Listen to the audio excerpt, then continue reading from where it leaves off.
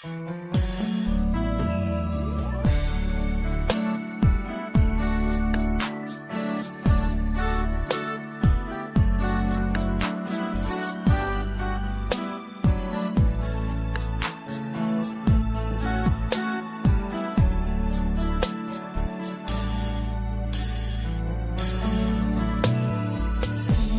isso é fogo e retomar,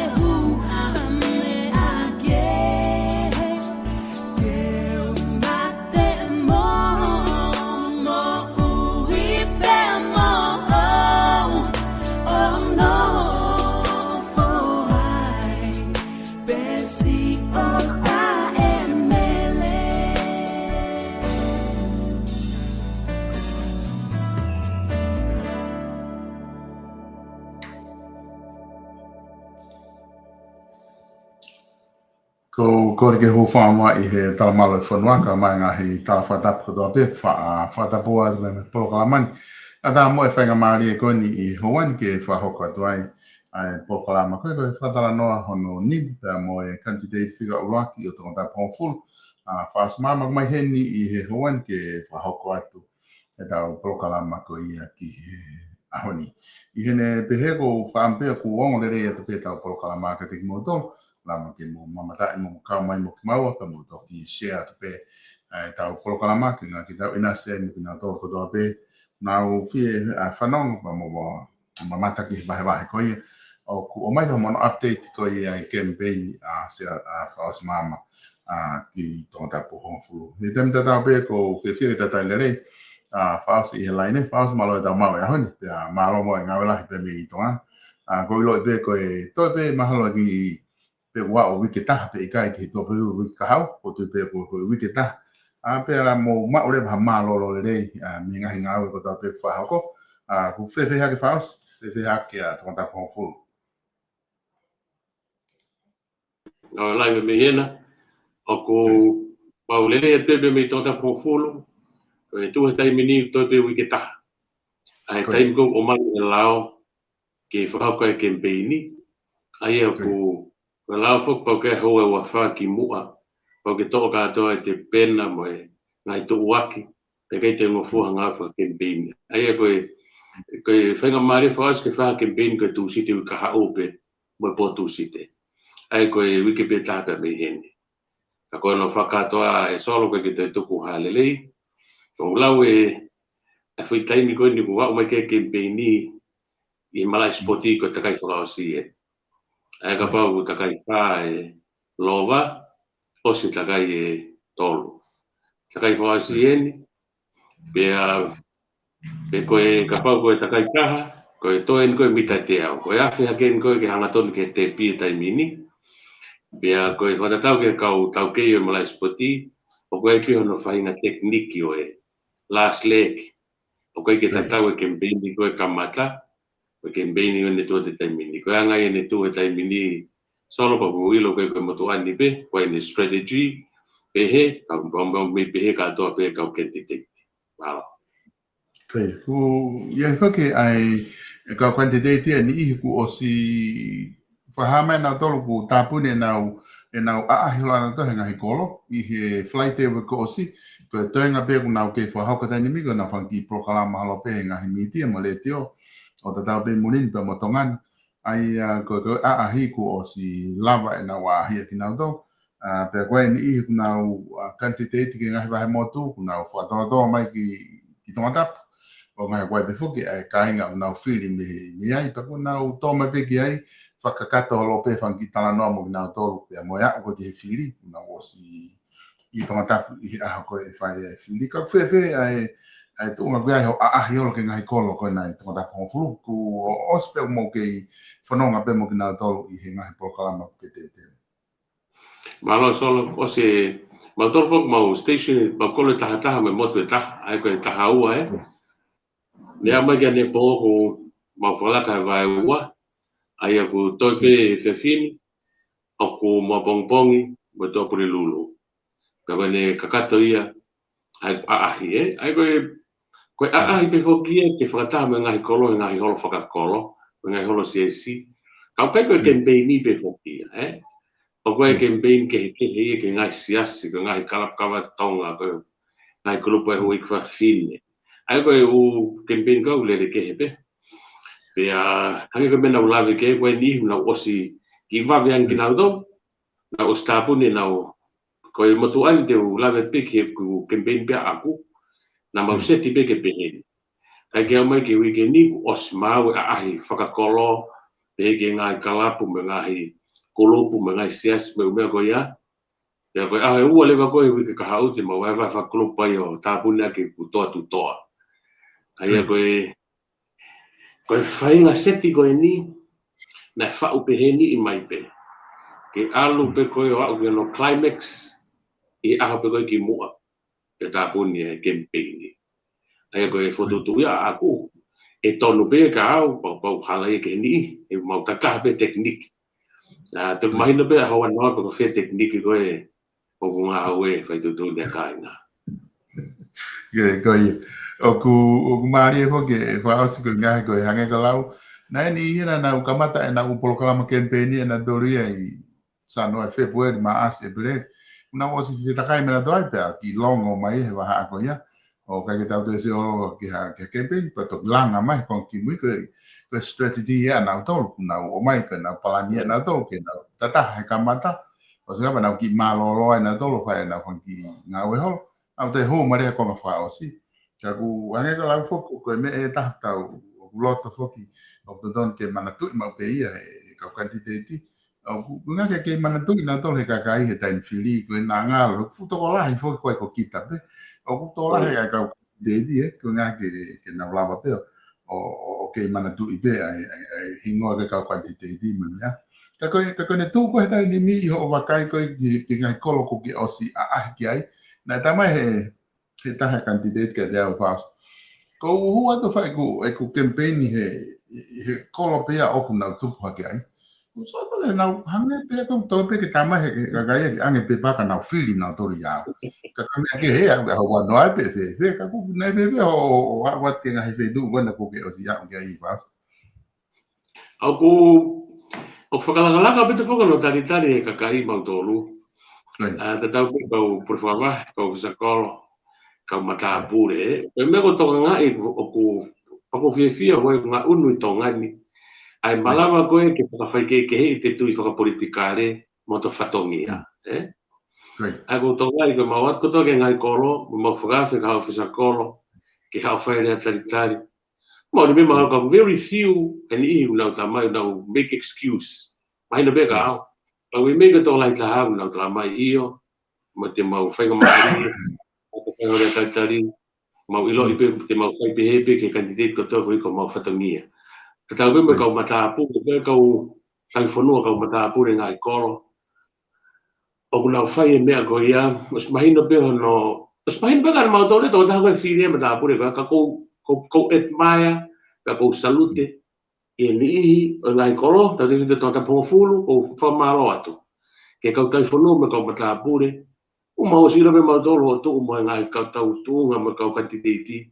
ka mo loto to ka foi mam fo o ia ke mo mai o fai mo fatongia ko na tal riki mau to ko ka candidate ko e solo una ha ki ko ngai ni ki o kolo o ka ko po ku ha wa candidate ki ko ngai ni ka ko mau po kala pu ia o ko foto an ke ta ofe kala pu ko ran ta ofe kala pu e boni ka yo ke proclama candidate aga fai na lau mari ia ko sa ia pe ta kamata mai me ko ni ka ko nyanga tu ko me na ke ka pa hono fore ke ka voters ke ka kai io ma dei fogo ke ke pe ma ta ia ke te alu ke filia ya kika ke ali ta ta me ke ta ko to alu fe mari ko os mau tolo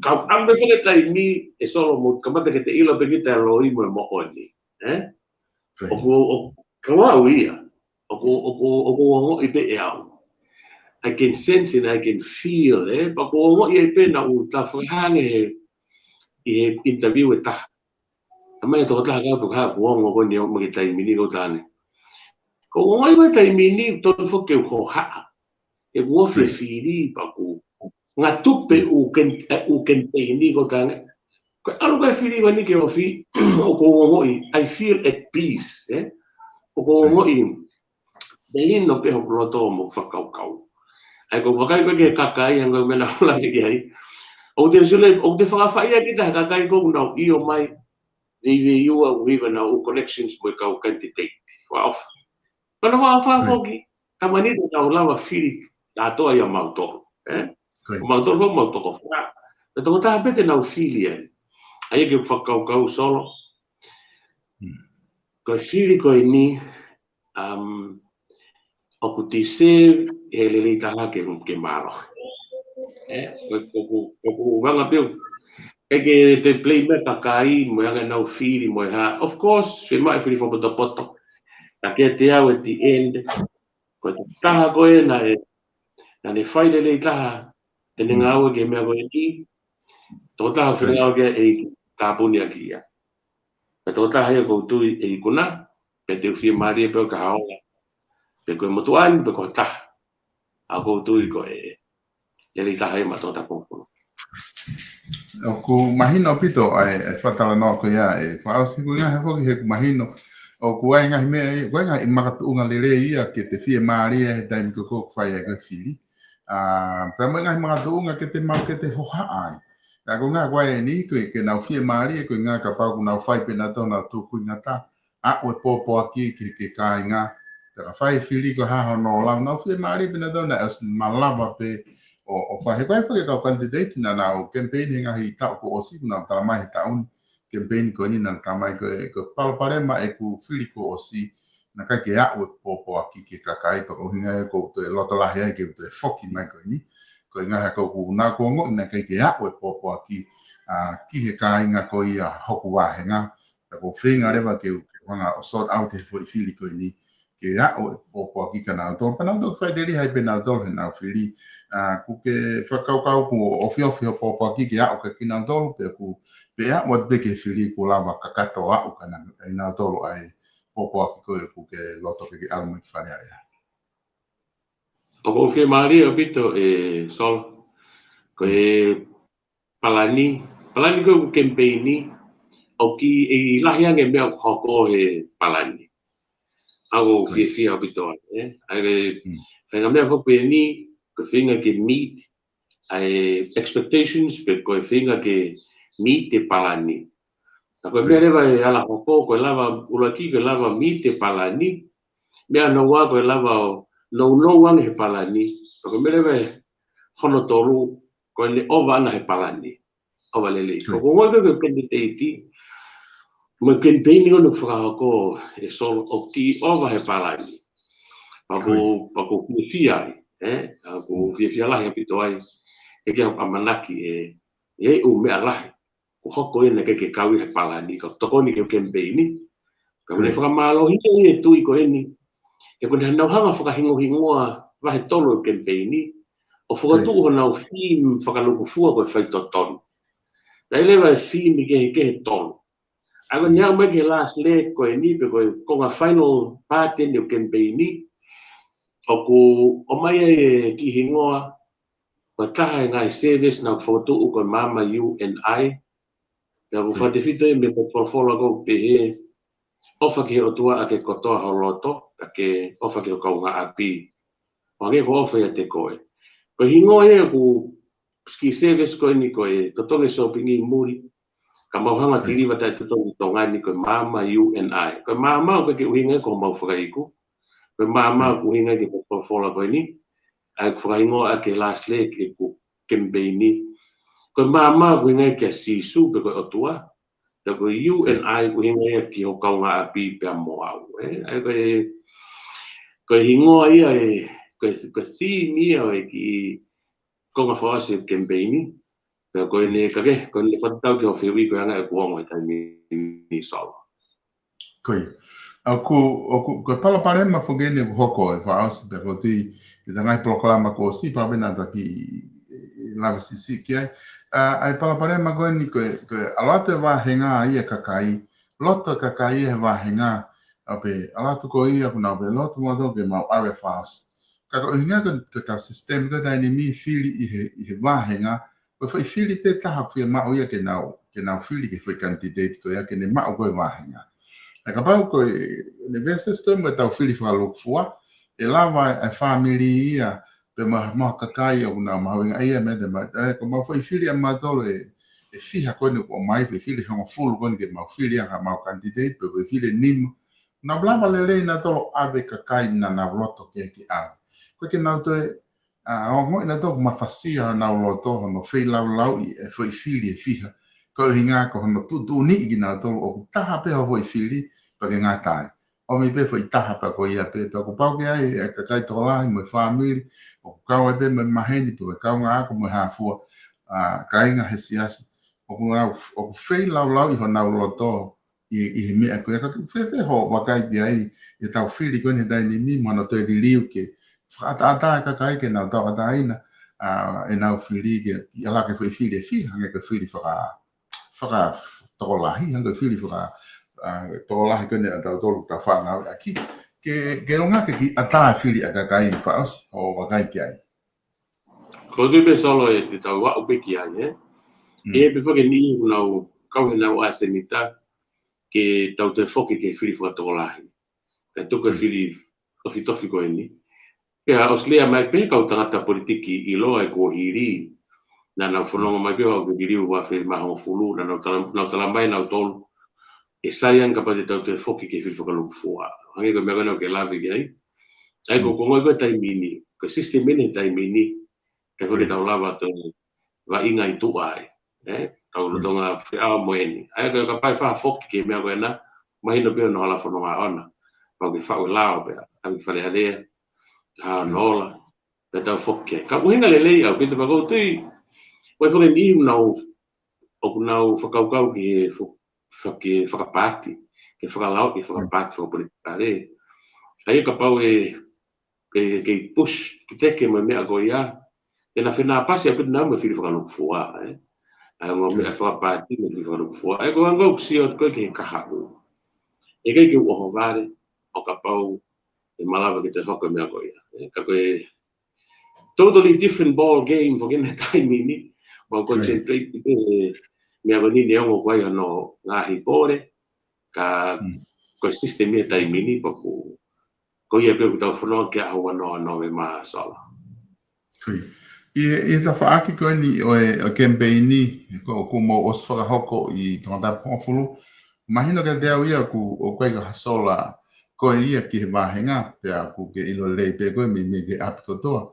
Mahalo pe mo hingoa kakai ke me mauloto pe koe I humo mai feitu. Ko ngā koe fuoloa taimi ku ke os no foi mo ke nā tolu I he mahenga. Ka koe ku ngā koe ai tau pe he ko ha whainga taa ku mo whepaki mo ia he taimi campaign ni. O ku ke wakai ki ai koe ke hange pe ko tatala noa gani ke system ni taini ni foi fili pe taha. Ka koe ki tau te lawa tau whaha mea ki ai tau whai aki pe ia. Tau ngā uwe whata tau ki whi system ko ia. I o campaign ko ni ke wahinga tangata pōwhulu koe ha palaparema. Ka whainga mea pe koe ke uia ka palaparema. Ka ku ke whainga taha ia koe ai kantiteiti. I ho o whainga koe ke whai ho campaign ni. Ku ke lawa o wakai ki ai I he tainimi. I he taimi koe ho campaign ni. Maloso. O koe whaka mea whai mawhua en mau whai I ngahi area ke. Ka mata pe me he pore wan ke mea koe ni. O toa ia mo salute ke ni unau pore. Ka koe whihuri koe nā solo ni hanga o whaka aki a iau ke realize. Ke wanga whatoka ngā e mea koe ni. Ai mahu inga koe ke te iloi ai brand ko kita. Ko mea ko tānoa tēne whatau ko whehui. Hangi ha product. Ako whakalo whakapata I mini, ko au e product. O ko rato te atu ki tangata konga fulu. Ko product lele I taha au. Sai, hau rewa ho kau pou.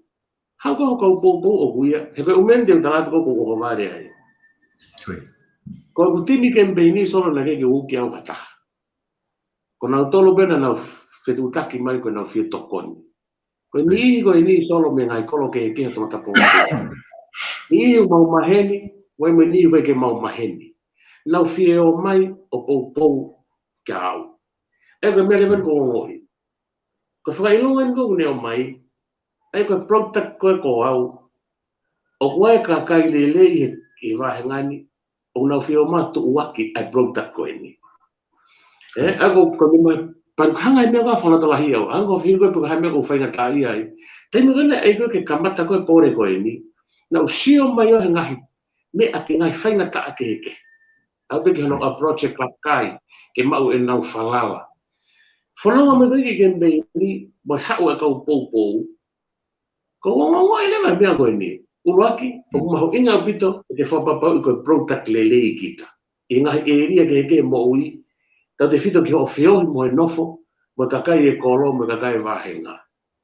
O ku te lava o kai ki hi I mea, ke mahino ki he kakai, ki mua e ate mau falala, o pau ke maula ki sio ke product. Maula ki sio ka koe, ko hai koe, i e tau nofo i kolongani mo halatai mo tata ponga fulu. Ko hai ngau e buke lau. O ke ununganga fefe. Ako umea katoa ya, ko sio clear kia.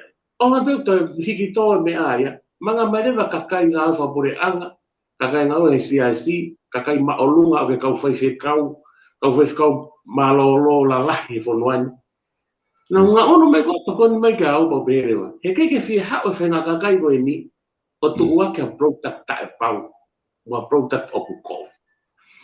Now ma'u ai lot e solo, I feel at peace.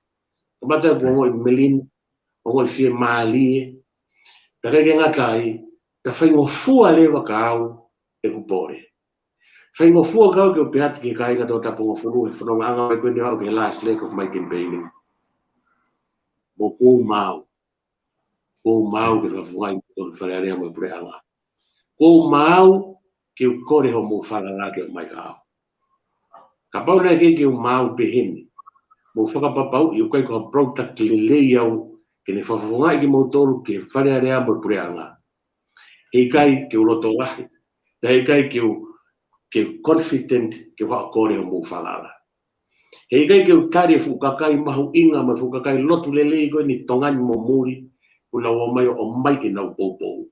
Te make excuse ke o avoid ki nau tolu na whai o more noa e nau poupou mo nau iwi. Ako whi poini koe ni waka ke campaigni lo tongani solo. I hala whanonga koe ni whanonga ia mai pa koe main theme foki o campaigni koe. Koe whaito tonu ai maki mi hahake. Koe ke mamafa ai mahina pitu pe muhinga maki. Koe winga koe hahake. Ke lift hake hahake ni ke tua ko tonga tapo furu hahake ni. Ka koe whoka ke o wheu i.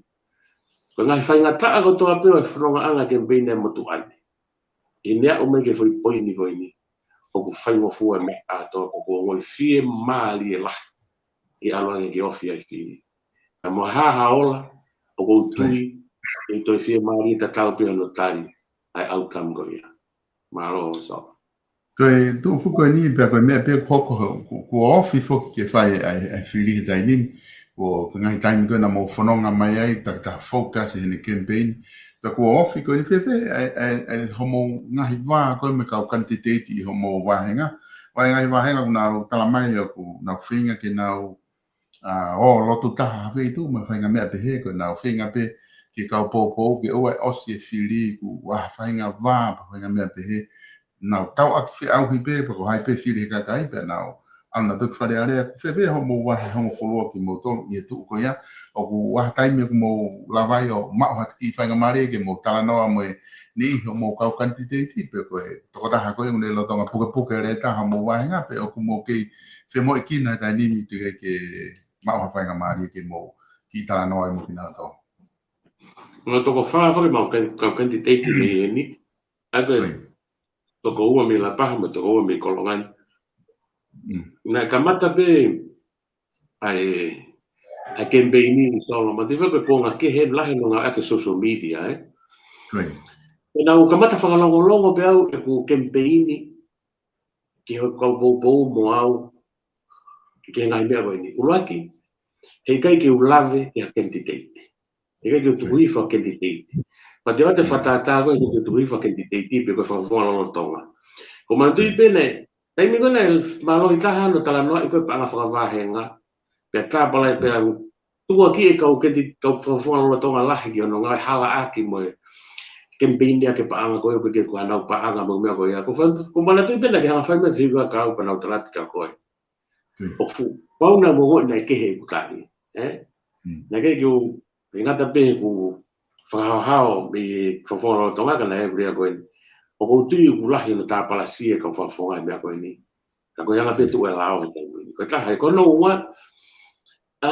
Koe ne aika post ha candidate o kaunga candidate he social media. Nau sa ia mau pe ke o huato o laiki ai.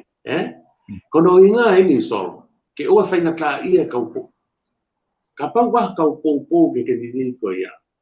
kau no whainga ta ia au, kau nau loto ke nau like, pe nau comment positive ai, pe nau let them go ahead freely. Ego winga, te taki ia wai like, ui ke te nasio mai ni e kau kau whainga ta ia pe, oh, ko wha ase nei, so ko nau like pe he, sa ia ko nau le pe he mea no kau ngake te di. Let them bring out their true feelings, ka o te nau pōpura. Ano, ko e taha, ko te mou whai mea ke peni kolongani, ai nau lawi kai nei, o ko whanatu lahi o kau pōpō, ke puko mau mea whai kai hoki ai, Pa koe whaa si pe nei launch koe, ai ke peni motu ai, nei whai kolongani. Na honga whakawhiti, ai ke peni koe kolongani. Na whakawhiti ko tange, ka pau ke loto ke hau ke ta launch whataha hen, ke o te whakahela ka koe. He ko ilo i whake nau e mea koe, ia vei, te hanga provai te holo, ko te uki koe. Mai live stream, koe, mai te whangole o lahi, koe, ngahi mea tokoni, ko no uki mai kakai. Ai ko tange, tuka mea koe whai au. A pate ka loto ke hau, me koe ta launch whataha hen, me whahela te AKK. Oska pa toki tato hoko. Pena me tari. Na ko hiko e ne hanga tari, pa nau talanga newa ki ai. Ke porokalama koe ni, ko koe te ke main speaker porokalama koe ni. Ko loa, te ke whakawhi mai hao tamalea hao pōpō ka koe. Te whai a te. He kei ki tō pōpō, he kei te whanga whakawhi mai hao ka pōpō. Te whamahina ka koe, ka ku guest a aku koe. Ke porokalama launch koe ni. Te ke mūmua koe ai. Ai ko tahi koe lau mariwa, so le wongo i. Nā ne hanga whakawai i. Ai hange ko kau pōpō, kau sia koe koe ha Facebook a ko ki tere hake ha ko toko taha pōpō mai ka au ha. Ki mea, papate te whatonga i, au rea ko tere ia wite kau pōpō a ako. O inbox at kea tangi, toa mea koe. Nea mo ko toko taha koe nā ia. Koe u mea nia so, koe u tā langa ia mo kau whawhawhonga he u constituency kehe ia, o tai. Still, o te ke whai, o pete ke ala koe ka tendi teiti. Kapau ke whi pōpō mai ka te au, ko whahala ke kandi. Ka tau whanonga tōko i niu ke whi mau ke pe. Ai i hene pehe, o koe ke hau polpare mata. Ke whanonga ni mau whai, koe ngai whataha ki mua. Na e oe kau kempeinia ki loto, nā manto ki tua ku. Pausia te mea lele ia, ngai koloni. Ia hoka ngai mea koe ia. Ko talange ke kau ofisa kolo heni ko whitutak mong nau tolu ku whamalo pau tangi. O ko whamalo pau tau pe aho. O e wanoa wani maa heni. O mama ka kaina whanua. Whaino kaya ia. Tau look after kau ke ni teiti o mai ko tau ngai kolo. E kono hinga he tau coaches. He tau alo ko nau e ko tamai lewa e kau popo ni. Mea ko tau ko nau ai kolo ke pinau pehe mena tolu. O tangi lewa. It takes a sacrifice ke kamata ha mea pehe. E ke tau expect te lawa pehe pa mau pehe ka atoa pehe tain peta. Malo ya ke tau ngau na whatonga i ton ke pehe. Ke tau ngau nuen he politikare ke tōna o māmange o kata tau ke kohe. Nau gane tu ea koe e tai mini solo. Maria pito ai ramatala pe mai whatala noa ko ngā heku maho inga apito whoko ngā ko no update ia e tūnga ko iai ai wa o mai kia homo campaigni pe ma te teo koe whiri i he wike kahau amana whoki whahau koe whiri he aho tō pre lulu a ko tui mahalo ko mahino apito ai whatala noa koe ni ki no update mai ai tūnga ko koe hau whiri kono sai te tō e tawhi proklama taha i whaus ko ngā e a watu koe ke tū si te tō e ofi ange ai whiri ai ke tō pre lulu te tato e lava pea he whi proklama koe te whi update wha osi ai ki he wiki kau ka pau waha mea koe ke tā mana tu i he update koe ni. Ka unu ne me lava peo kawa mai ai whakakau koe. Ka tū fuera ni mi hoko atu ki he kawa inga koe ni he koutui o ku mauinga apito ko ngā hakulahi no tālanga i whoki. Ai ko taim koe e whae whiri he tō pure lulu ko ne lava pe ko ui mai kau whafofonga e toko taha fitu mi he wahe taha fitu i tonga o kunau whiri koe e kakai ki nau tolu. Ko mou pe apeheke kau no pere toko hiwa. Ko mou whatongia hoko pe ko no whiri ha pare mia. Ko mou whatongia e watu he lauka ki mou tolu. Ke mou whai whare area ko no whiri ha pare mia. Ko tu ufoki he tai ni mina e ke mea i pe. i ngawe ko mona mo whakahoko i whanua he ngahi tūnga na tau iai ki mua he wawhenga fulu. Ta wā mai he wawhenga fulu na e Filipe he tui e paremia. Mo moi mai he wawhenga fulu he tūnga kunau iai. E te ponima o Fili rewa he kakai ki mo tolu. Ke mo arat ki whare area pa toki. Pa mo toki Fili ai ha paremia mai whanua. O wai ni ihe kunau pe he whoko ngā ka lahi koe. Ke whakaukau ki whakatau hosi pa mai ha ngahi nau.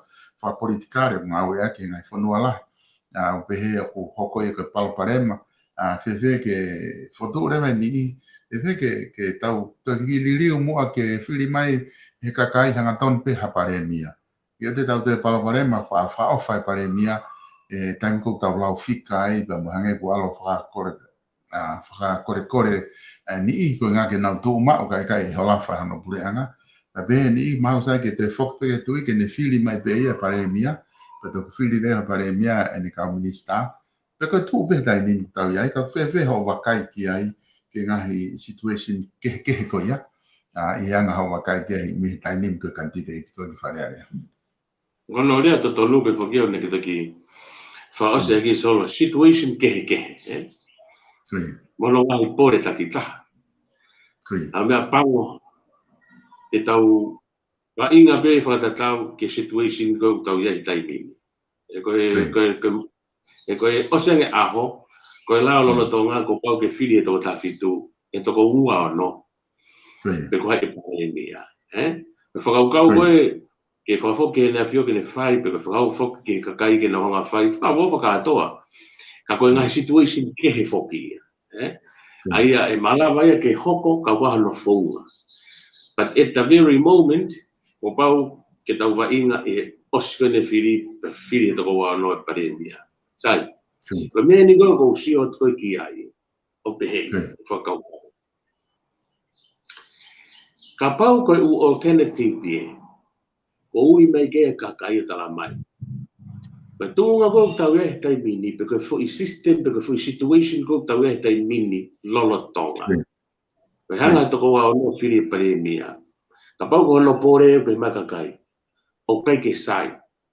E kune hanga whaka ai fe whakatau a posi. Une whaka ai ke vai e paremia ke ni ihi koe te nau whiri maana. Sa lako mai u whektoa. Ka whanonga tau geu tau. Toi tala mai lewa he ni ihi. Sai, koe mende ni solova aki. Ai ki hanga he kakai o whiri e paremia. Uhi ke tariui hanga tonu pe paremia ke kakai. Ka ua tariui mo iri fia, mo toi whakaongo, ki he kau me mipena nau whiria, tonu moi. Toi kala mai he ni koe ki awi ke hina fio. Sai. Koe mau koe no tonu mo neongo le lei ka te upea koe ia, he kei nofo kei tuki, e kei whai e te pia lao lo tonga. E o atu lewa iau e whakakau kou ni solo. Koe hae mea, o kai ke lawai ha taha pare mia, o wa inga pe i loto he fu i lao lolo tonga, ka ne avoi te mea kou whae ke whakahanga. O te tonga e ku inga. E ko te ate whakatata koe ni. Ka pau ko au. Ha mea koe ke unofa whakakau lolo loto ki ai. Ke mea kou tangi mai, o ui mai toko lahi ki ai. Ka koe ke lava whai e koe ke lao ia. Sai, papehere. Ha mea unau tangi ki ai. Nau tala mai, ui, te whakaheke koe, ke kau me mipa koe, na nau whiri koe ke hoko, koe paremia. Sai, toku ia. Ko au ia, he te pure peki ai. O heke ke utari au ia ke peheni. O rewa ke taua o ka fui taini, e hanga he kakai, o whiri hanga tole paremia, ka tok solo wa fui mea koni. Solo. Ko kuawa ta tone ni wafie o tua. Ke utari au ke taimi ko ia. He ku tae pau pe hoko mai a whee. O kuai hoko ma whai. Ke ua te uwhakae ke heke ka tahana o whiri mai ke kabineti. O si ia. O se ke solo vai na uke kakai. O te hoko ma whai. Ke mea koe pe whakatau hos ke tuku a ki ei. E ke hao pe mai kau. Faus. E whiri a koe. Ka pau te ke o mai ka au e ai a ko. Pe koe mei te ki. Kila solo ka pati ke mai ko ia ko ya ko pe ko mitiki ko sio tu ko le taha ko e to wa no pe ko ta fitu te ate e au i uhinga ko ia o pa le te ke ha ko mo ia aki fo foi voltio tala mai te kono ko pare mi ni ko fisio ke ai to ke te pare mi ni ko fisio ke ta o fe o me ko e o te tau tari ke to fukala i ha ka to ia o ke te be solo atak fo mo o ko ko i o tau ke anga sione ia koe fe unga nge mo ni stako pe ene pe e ta tau pe kau ka pote ke voti mai kau malo ka ke ki guarantee atu ka ke ki hanga ate po ka koe le le anga sione ni fai ke fe ka pai ate portfolio koe o a pe ka tu unga te pe ke fe ka pote ki tari ki ka taki pe o sma punni ka meti ka pote ka no te pe ke ma o di ma ka ke a portfolio te ata mi e solo o no fo sio ke fo noani o fo no me wa fo fulu a fe ha tu o mai ha tama kenti te PM pe ko pare mia au ai me me ko do so na tu ka o te tau kari ha me me na lava ki mua ke tau kari ke tau whakapati ka tau tala no polisi au ta tau me fina ko ni ka na fo ka wogen ka ko o amana ke o solo ko amana ke le ke fo noani ko fo noa ko ni ka fonua ko ini solo o te tau tuku noa i ana tuku tau gilangi pa ue pa usi i mo whakakata aki ka fonua ko isileri tere ai fonua firi ai otua na whakaofanga no ngahi nau tolu e taimi na hou hawa ya sihova ka nau tolu ya ako os waipe patches pe ko fui taimi pe he fonua neo ne ofa anga sihova ko taimi ko o matafi e tonga a fina ngalo ko o tua ki hene ngai fonua firi mono kakai firi tau sio da tonga isle fo o ai ni ko ni fononga mai na hanga langa fu fonua he toa fa he hala ata o hoko ko ta he fonua whakalaka i matahi ma mani e mea ko toa pe o tongani o ko tui ki fonuan solo te tau ke mo ui ho tata utangata te tamamata tau ke tonga ke e ki fonua ko ene e ko isileri ne Pasifiki ka ba te tau whakakau le liki ai. Na yanga fe ai ki itlahi, ke mo ki toko lahi, ka tau pure e fufonua ko ha amoa e tau whange au. Na yanga fe tau hanga langa empire i fisi toko taha miliona. Riunga hongo furo tau toko lahi e fonua ko ia. Na tau me hanga kon ko katoa a fisi. Heki hono ai e ume ko ia. Na yanga fe o vandu kai fu ikaini, ku poto taha tonga ni mamani ka to whakawarisi ko ka umata i to PhD. O kai ko hame ai ia po kai ko hafangi whakailonga iki ia. E tau hanga whakalotu i ka to e Pasifiki. Ai ko sio ko ia solo e kambata me feitu ko na folofola ke e hello ko ni na nga tali lotu. Mo liri we fo no whaka au he o to ai tori ko tau wha au po waki. Ka to ta ko ni na nga tu ko fo no ni kilani. Ko monu ia o fonua ko ni. Ka mono fai ngata ia e toka ia fare ko ni. Solo ko tau mao ka memi pa fare rea. O nau apasia o tu o nau tui ki o tu mo tongo tofia ka nau sio ke kakai fonua lo loto. Ofa. O hange ko ngahi yongo o ganoa ko ni me takere o mafu mo whakaukau. E malawa ki hoko fi se te sula ke polo aki. Fonua ko ni toka no monu ia e fare ko ni. Ai ka pa fili o ke foko ko fofonga fare area. Te whaka ehi e pere ngesi. Ai ngahi tuku fua ko ni ko fai mai he na fai he kakai na whaka o tua ho na uanga. Pehe e tangata ko siori pulu tō o fai utui ta wal por fa na tangu to be ka mata pa sio ke to anga ko e o tuku ulu aki angaunu e fari ki e me ko da no la ni ko no no loi mata e o e fonuani pe to ai mo rea ko pe so e ane fe o mo wakai mai ai ko fai hame ake ma wai pe ha ku lele mo family Me a kotoa pe ko fai. O ko fai e ke maua e lerei e kakai. Pea mo tongani ka, pea mo e whanua. Folau ki a tereria, ko sio loloto ia solo. Folau ki a tereria, sio loloto. I e kau homeless. Kiu, o kore mea kai. Sike ke loloto e sio. Kai ke hange fui sio, a sio ia ko a sio mamaha. Ke hau peo pe he. Si, ko to sio a tereria, wai kau homeless ia, ko sia kau homeless ia uda nau api. Pangata pe ai. I kai. Vahe tai totonge kere. Kau kahau no pe hataha, fotu ia lau kere me kunisto tone. Ane tai totonge hano kere pe ai ke tuk whakaholo ai, ke oua to iai hata pe he, pe kwa family pe he, i whanua koe. O hange koe na ku sio ki ai. Ko whainga sio ia solo, o ko nofo whakau. Ko ne sio pe he, toko wano e wharearea tonga. Te tau sio ke tonga fo ou. Eke ke tau te, whangi mea wano whihi ko ne hange ko whihu i lelei na tuk whai, ai ko tari atu. Te tau hunga tatolo solonga pa tau sit back, o sio ke pa tau pe mani. Ki me ani hange pe haki i lo. A talu e ne vilo e tau e whihu. Ka no uhinga. Ko ia uka tau, ko whakamau katoa mai toko wano.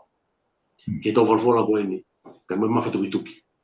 Ko wheitu koe, e mau e monu ia whanua. Monu whanakari. Marosa.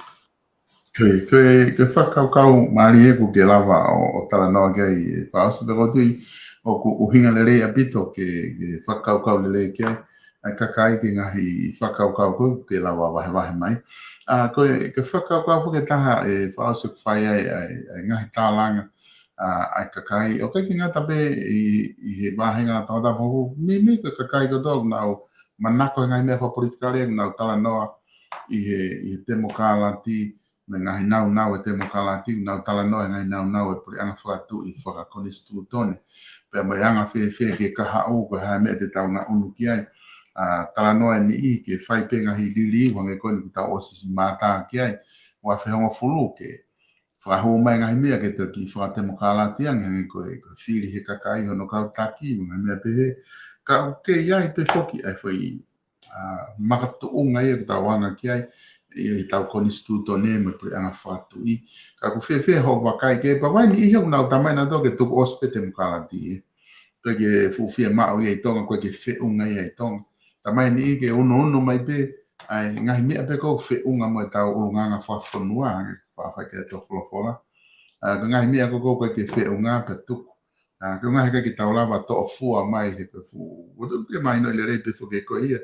He taimi ku ngai pure ana hango New Zealand mo mea ai ngau e ake ngai ere me niti fa te mo kala te ngai me ala pe o mai mo ngai me fa tu pure ana fa tu ka ko o wakai ki tonga e tau fononga tu ko ni ke ka o fefe ho wakai ki ai ke tu unga e tau pure ana fa tu fa konistu ton me ngai fie ma o fa te mo kala te ngai pure ana na lava to kon me ki tonga ka foi ingoa bena na ke ui mai pa falu te me alahi solo pure anga whakatuki whakakonistu tone. Ko tonga ia e lolo tonga. Au tau pore ai i anga mea e ua. Pure anga whakatuki by itself. Te ke tānaki mai whakaosi. Tau lau kau e tau kei hoko. Me tau kei malawa. O hoko ke the only kingdom i Pacific South. Tolonga mai au mai ke ahoni. Ka pai awa ki mamani ka atoa. O koe ke lahi ngai pure anga, o ke hoko ke pure anga whakatuki. I mamani ko ni ke kono i ngai kono ngai pore na whakamana wahe. Ko tonga o ke tolonga mai. Ha i lewa ki ai, ka kakata no ui whoka tau whanua i taimini. Ko tonga, ko whanua, ko pure anga tui whakakonistu tone. Hanga lewa e konistu tone o mai fui civilise ko e ni. He maria mea. He koe te whanua pe hataha he mamani o ono o ni ke mea koe kingdom te koe pure anga whakatuki os whakakaukau whakatiki tato pe koe anga whakakaukau koe kau politikare hao ni koe ne rika hake pe a ingoa koe pure anga koe pure anga whakatuki os whakakaukau whakatiki tato pe i kai, ko tonga tānaka timu whakatuki whakatonistu utoni le whamahino mai uruat o kai ke whakatikitata o pre angana, ua, o ku malu mo ene afio I e konistu tone. Malu mo ene afio mo tonga kotoa pe I e konistu tone. Agone, kapau te whakaukau koe kei solo whakaukau o loloto koe kei pau pehere wa kari. O sve unga au ia. Ko winga kei te wate whi satisfy palango ia. I'm satisfied with that. I can survive the environment of Whanua Pehe. Pe te umalu ai, pe ko e kei malu pe mbuk whanau, koe hanu uhinga. E koe pureanga whakatu I koe tamai, whakakonistu toni. O ku kau me tamai, I malu I konistu toni ko ia. O tatau, mo te wataha kotoa. Tau ata ina na whaki ke heia. Mahino bito mohono uhinga hana whaki ona. Eia, koe ki whanuani, o alu peta ini mo alu batu atu ale mo vakai ge ne fete ke ka politikale pa pe kotonga we survive ihe o feliu li waki ke o fononga survive da to how le lebe ai ka pa os ko kari ke fi ko ya fi mari be hu tairo pe ko ya ko me ko fa unga pure le ba ko me ke fokia tau lo tonga tu mau a pure tolu separations of power. Kabinete whamau anga wharearea. Koe toe fo I māsila demokratia. Koe pehe koe whehu ia koe ke to'o apita demokratia koe I kai. Lama peke demokratia koe pe whanua ko toa e. Kapita la peke ke tatau e nau demokratia kato.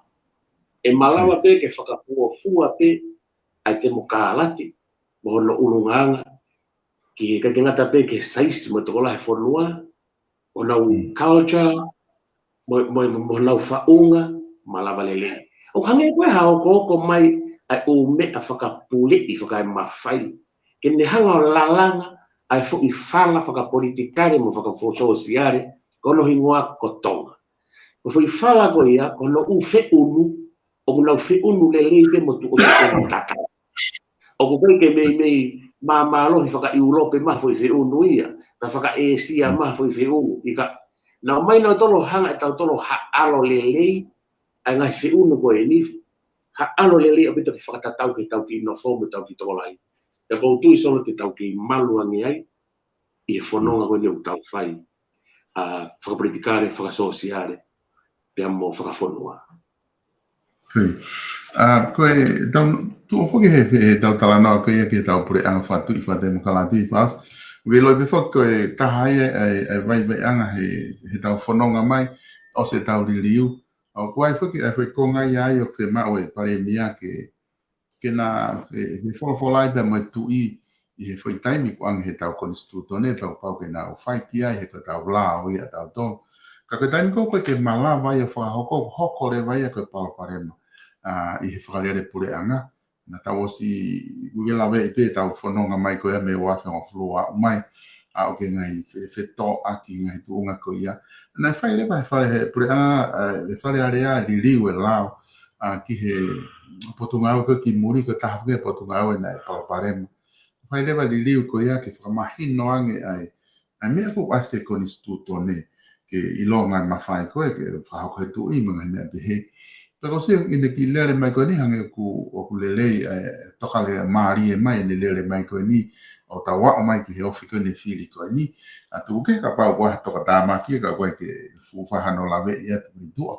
Ka koe ne tu koe hao I ho wakai koe ki he pure anga koe ni ka hoko atu o ku whia eke atu ka koe a ku ke whakakaukau atu he whangahi lao koe ni ko oswhai ana whare rei I koe ni na ku tāna noa ki ai o kung hange ni ngari solo wa pala parema koe hange koe ke lawa fufe tau lake tau kau taki mo ene afio hoko ai ngai pala parema pe o ku e malawa pe ke hoko feto aki koe I he kahau. Ka whi mea koe a solo sio ka whi mea whaka relationship. O moani mahina koe ka ongo koe ne afio ka head of state. Na koe pi rewa mahina ka prime minister ia, ne pure I kono whakalere whanua operation. O ko whakakaukau mo beta I nuko ko koe toke heke pe solo koe whetau I aki whaka relationship whaka e wā. Pahanga le wā o mai ki heni solo. ko siasi ko wo fitaha ko ai fui mea ko ya mo ko me ko no tata no ko siasi mo siriana pa ko siasi la taha ko ki ngani tai ni o ko ina ko tu I tabange mo ia ko ulu ia siasi head of church of Free Wesleyan Church au ko siasi ia pa ko palestini leva o siasi siriana ko takio siasi a me wa ngai ina fio ko sudolo ko siana the then was on Philip Palestini ko na fio head of the Free Wesleyan Church ko yung nehanga ko fa no for Palestini sai o to ho ko Palestini ko fa ka fa tu I time lah la kita tu take ko tau e ku tupu haki aku maka Palestini ni se spesialna ba ko se spesialna o ko sia wa he no ma fanna ko ni fio ko angola kana ko ni head of the Free Wesleyan Church, my president of the Tongan Free Wesleyan Church. O sea, de Palestine, a Palestine, de Palestine, a Palestine, o me que ahon. Foi lita tatau. The my head of state, the head of government, my prime minister of the country, of the government. Ako feeling ng be, kami ulava ya mo me ako get on lele. La kera on lele pe na wa ia mai veto Palestini ne fia Hamilton o koko hapalo pare mai me come down ni solo ke me faka e faka va o me ai anga me na fala ve ki mu o ke to o I ko tau hi va o ke to ai me ko to be ke hoko ko lao to ke konstituto la o me ai ko ke to o ku fai ia me he skills o taki ai ko kai ngata be good leadership by skills he fehulunia o me ke o ko o me fa unga fa fonua o ko o me fa social ngana tau nofo o me ke pehe ai ko tama ko tenelava o sio ke loloto panelava tau hion o ka tau va ia ke fai ha me o ka whakarao. O te lawa piki tau hi wale nei ke ngahi wā pehe I loto pehe laini. Ai ko kuongo koa aku. Ko hi he kulawa pehe head of church ia. Pea mo president of the church. Napa pena tole whanonga mai o centuri ni e fia. Kame ko ke lawa a head of state. Pea mo prime minister of the state. O whai mea tatau. Whaka mo ke sio. Ki ai, tau so moni tau mea ko ni so. Ko ni ai pe haki uri la tai. O ko ki manumi hawa o hawa taki. Ka ki tapuane mai na hio ka ki uhinga te ki uhinga ki ai o ko fai whaka papalahi ki ai. O hifo beo ki lalo ke tau no fo solo, api ke tau no fo whakakolo. Ka pako haki kalap kawatonga, pe ko haki kautari paanga. Ko ni whiangangai pe Palestini mo tau pehe mo tokon Palestini pe ko ai. Taha mo take grup ko ia. Heke te heke ke tau sio tau ka haola lele e hoko. Ko ni whai ngofua taha ia. Ai ka au o ko mahu inga apito ke paremia pe ko taki ke whanonga lele pane lava read between the lines pane lava forecast. Na tui whoko whai ngā tā he taime ni tau mani ko whainga mafi ko he ene afio. He's not a everybody person. Ke toha ke be telefonio tā ati ai. Ke updated itai.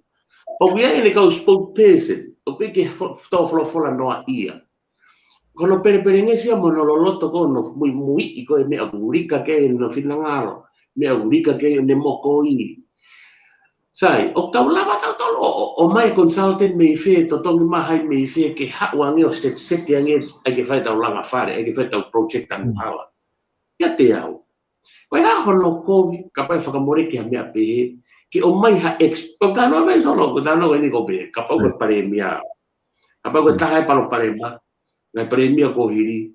Ko foto mai e lao me kuri sutone, ke taimi, pau ke whiwholofola e mo ni a fio. Kau kai ke hoko. Ia te au, there's nothing wrong mono mai ha expect I he mea whaka royalty E ko te kumwhare ke he anga koe a koe hono tauhi e wā mo hawhainga protokolo e whau ke malawa ke ne ma solova mea koe. Pai ke kovi. Pa ua ke te play me kita na ke te whanau ke kita ia na ia whainga mea ofa ma tare niti ma mea beha kita ke te lava o whio hi wā ofi mo tauhi wā ofi ai mo kakai mo le volo koe ia. O lahi ngai maunga tokoni e lava ke whakahoko. Ka lava whanau le i tau mea. Sim. Maria Bito, fase fatala no. Ko wai fi hu hini ko mai ta e ka whanau mo hini e ka whanau mai ke he po kalama. Bene ngo be ko ngaka ta taimi ko he ke lava ia fu tari ka kato ai fi hui ko fi hui o ku o ki lau ia te awi. Ke fi hui yang ke ko ha me te ne fai ke te make yang ia me he fa lo tonga. Pa o lo gau o me ana ke tala noa ke ai ka ko kunga pe pe malava pe o malava ke te huki fare area o fa ho ki te hanga au o te ke heia me te nga au fai e fa fonga na ia i va hinga ko he ko tui ko ta ko to pore ki fare area ko ke pore noa ia ke alo pero no ia i loto ko ne o to pe ta os por kalama nga me ala ka ko fe u be ko mai ta ko ni pe o lo pe ke o nga ke ya o be ke te ko e fihu ko fa as ke ta fa o si ake e fihu ko ya ta to ki i fa ma a po de para to ho ko te ka. Para bito solo, ya ko fa pa pe ke fihu i le lei au pito. Te manga pe fa ton tono e we kata ki be. Te manga pe ki li ho fihu, Ke hi ke o e fu direct ke fa nga to ta po polo. Te wanga kata ki beta ma fiu te wanga pe rephrase o fiu I te fia mari pe ki ai e be ne fiu ko ha me a te ke fai e ha fa fonga fai area o ke ai ke alu o fai fai area ko ai pe ko fa pa ke ko ka nga ke te te ko fa fonga to ma ke o specific ai fiu I to mai ga to ko yo te at be te va be tai ni lahi o be te lava fai rock. O koe e fotu ke fotu e kolo ko toa pēna o ngai kosirio o toa tapo o furu foki ai. Ai fo I fund ko kui ko emergency fund. Pe ko fo I se fund fratu ke fratu pake. I mua ko no ta o koe ka hu ni to ko fe hu I ke ora fe ngai masiri ni ke ika. How well and sini fa va nga.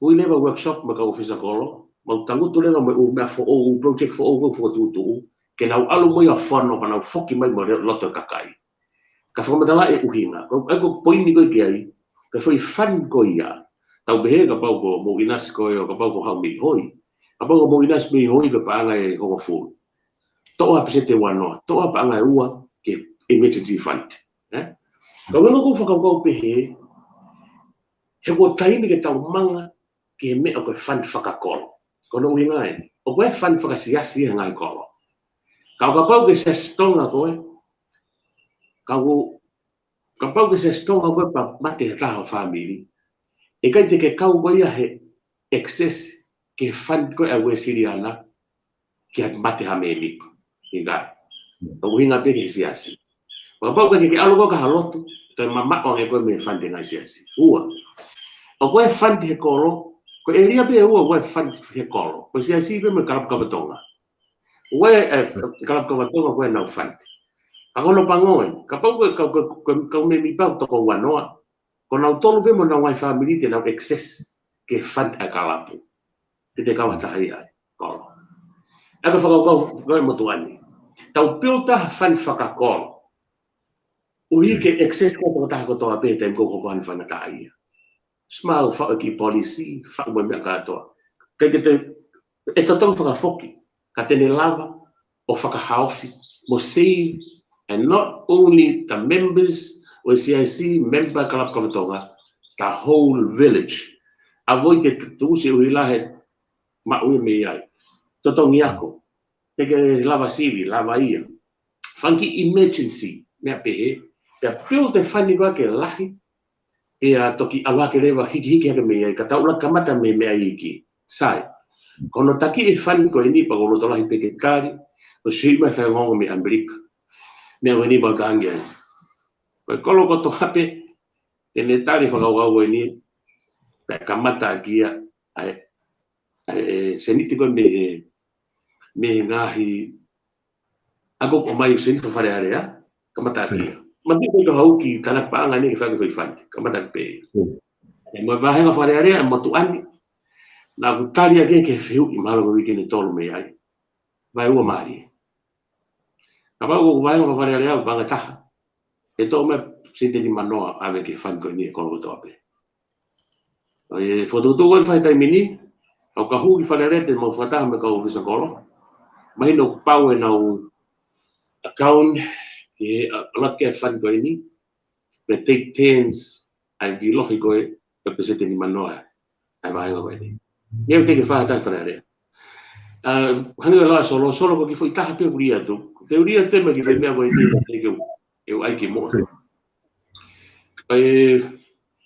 vahenga tai mini ko e kau whenata ia i tonga niwa vahenga ua ka wono lima ato ho vahe ka pau ko ke disable ato ho vahe o vam ke tana kat mini wani so tana kat me ka wi to o e o ke tau tahano ki lalo whanau e tau tahano o si o tono solo o ki matua tak tau tono fulu tupu mate tamai to megi a fa e ta ua valu me whanau e ono.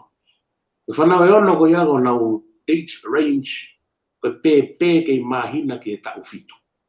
Toko ono. Ke ngā ue ki ui tau. Ki refine ko ni ta ua valu. Wela i ta hau ta uono, to ta ue ta havalu pe fia pa to ki lava reka ko ia pe finga ke maha ki ngā ue. Solo, ko tahe mena hu hawe e ki isi leri. Newa wano ka kai whiri.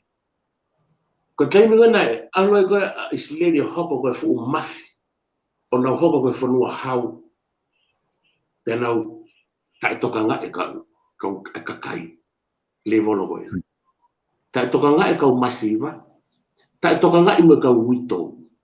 Hou hau lahi au pita si hova ke. Ako koe mea fo oue ko kora te ua koe ni e toko ua whiuri. Halo ko mea fo te whai e au ia wanoa. Au fulolo e ka whamatau. Ai ko whai ua koe ni ko tui se unga me. Ko tonga koe o mea ke he ko tui pe. Ko whaampe ka pate mou. Ko te si mone mo tuani ko mou whiri au whare harea. Ako e solo. O tantau tau e nasi o suerte ko o mea aku. O ai ke whai he o se whiri whare harea. Ai lai ni mo koe ko ngā ue. Mo ko wholau. O kamata wholau koe ia, whai whiri e tō pure lūru. Toko na eke wholau e pēha hau peko ia. Kage, o whakapapa kau kau kōkō ke unofu ke mau ki kai umu. O whakahunga i e nau ofa. Tō pure lūru whiri whare area. Tō naksa apate o wholau e mōnite. Kamata, ko wholau koe ke o mea ia ako. Ako unofu koe sio ko pē.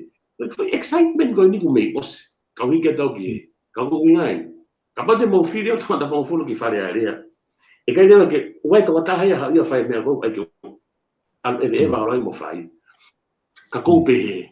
Ko whaamange mai. Ke whalala mai o wahenga tō tapunga whulu. Ka te au. Ka nau sio, he koe taha ia ai uhinga haku manako anga ke whai ha mea who'ou. Nau rea ki mua. O koe ko hawhi ai mea who'ou. Ko ka pau te ki ai ke tau mau ha mea o te ke tau mau. Ko pau ke tau whai e mea o te ki ai ke tau whai. Ka mea who'ou ia. Ai ko whakaamu. Ave ka pau te mo whalala mai ke mo tuan tau tapu wholo ai whare area. O ko tuku pā atu te mo sio he u mea who'ou. E whai. Whakapapa e whakaponga tō tapu wholo. O ku kai ko ia. O ku te ki ai ke whai eha whakafofonga whare area i whanua koe ni tano tu e whare area. Mahalo so. Mahalo pito, e whaas pekontu i mahalo ku mahino o pito. Ai whatala noa ke te koe pera o mai ngahi whamatanga koni ko ke whai, bea monotari re rei koe ia whihuina e o mai. Ange koe whamatanga ko ke whai e a oe ai ngahi mea whaou ia ko ke osi whakakaukau ko te whahako i whare area ki he ua noa. ka ko ua pe ke lava o atu ka tiki nau tolu ko ngā ko ta taimi ka pau kwa mea ke loto ke whama apopo ki whaasu ka ta toki mawa he ahoni ka ta toki hoko atu I he tu si te wikahao. Malo pe te solo ko whamalo atu I beka ki te whaloloa. Ko e se fini taimi hafe a valu o mau I nuku reka I holo whakakolo, kolo ko ia o reka, ka inga vaikasila. Whawhia ki mau tolu hafe valu ai whiafi te mau iai, ia I kai ko ia beka I te mau I tala fo ou a pongpongi, I holo sesku sila taina tonga he taimi te tau be. Pia te mau I hoi rewa maa hoi a te holo, e a toa pule lulu ko ia oi wikini ai pe. Ko whamalo atu me ofalahi. I ngai whangai tamai, ngai whangai whae. Ia mo e kakai katoa pe, o e wahenga tō tapu hongo fulu, tō e pe wike taha pe whakau koe whiri whare area. Ko utara manu atu. Ke mo mau a whiri, lelei pe mo manu ia, mau tau wahenga. Kai maro pe tō mo mea mai, ka mo mea.